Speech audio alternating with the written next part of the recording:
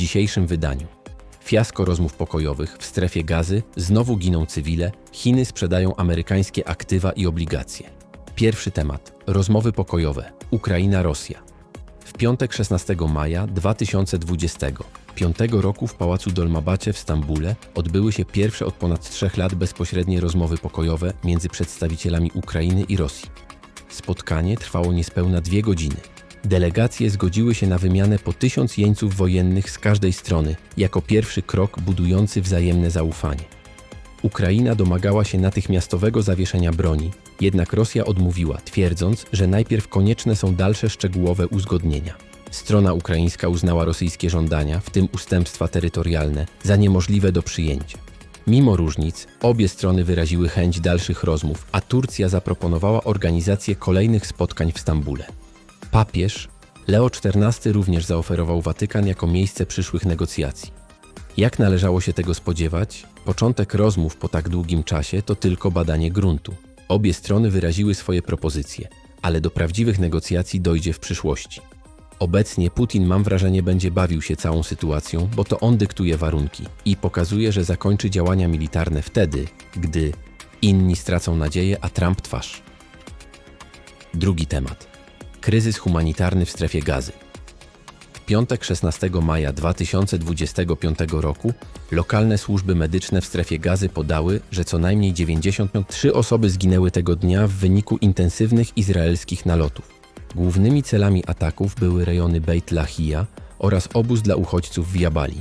Liczba rannych jest liczona w setkach, a infrastruktura cywilna została poważnie uszkodzona.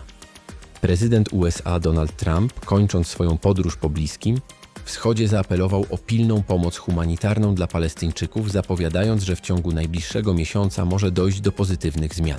Izrael utrzymuje, że celem operacji jest eliminacja struktur Hamasu, natomiast międzynarodowe organizacje humanitarne oraz ONZ alarmują, że sytuacja może przerodzić się w katastrofę humanitarną. To niebywałe, że w strefie Gazy wciąż giną niewinni ludzie, a świat coś tam pomrukuje o niezadowoleniu, ale tak naprawdę nie reaguje. Metody prowadzenia wojny przez Putina słusznie zasługują na potępienie. Więc dlaczego w przypadku prowadzenia podobnych działań przez Izrael nie ma odpowiednich działań międzynarodowych? Może ktoś z Państwa to wie i opisze w komentarzu. Trzeci temat. Chiny ograniczają inwestycje w amerykańskie aktywa.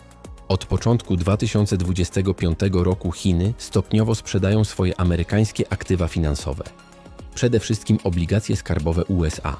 W okresie od kwietnia do maja Chiny zmniejszyły swoje posiadanie obligacji amerykańskich o 23 miliardy dolarów, osiągając poziom najniższy od maja 2010 roku.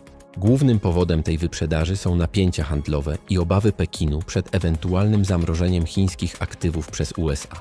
Analitycy podkreślają, że proces ten jest realizowany stopniowo, aby uniknąć destabilizacji rynków finansowych. Choć działania Chin mogą prowadzić do wzrostu oprocentowania długu amerykańskiego i droższych kredytów dla Amerykanów, eksperci oceniają, że ryzyko poważnego kryzysu jest ograniczone, ponieważ sprzedaż prowadzona jest w sposób kontrolowany i przemyślany. Jednocześnie Chiny dywersyfikują swoje rezerwy finansowe, inwestując m.in. w złoto oraz aktywa regionalne. W tym wypadku ocena analityków amerykańskich dotyczących prawdopodobieństwa krachu finansowego w USA zaczyna się krystalizować. Uciekający inwestorzy ze Stanów Zjednoczonych, buntująca się już coraz głośniej Europa, dolar, który traci na wartości, i teraz Chiny pozbywające się kłopotliwych aktywów. Pytanie, jak długo jeszcze można grać w pokera, gdy w kieszeni już pozostały drobniaki? Na zakończenie proszę o subskrypcję, która nam daje motywację do pracy, a Państwo na bieżąco otrzymacie dostęp do naszych analiz, raportów i wiadomości.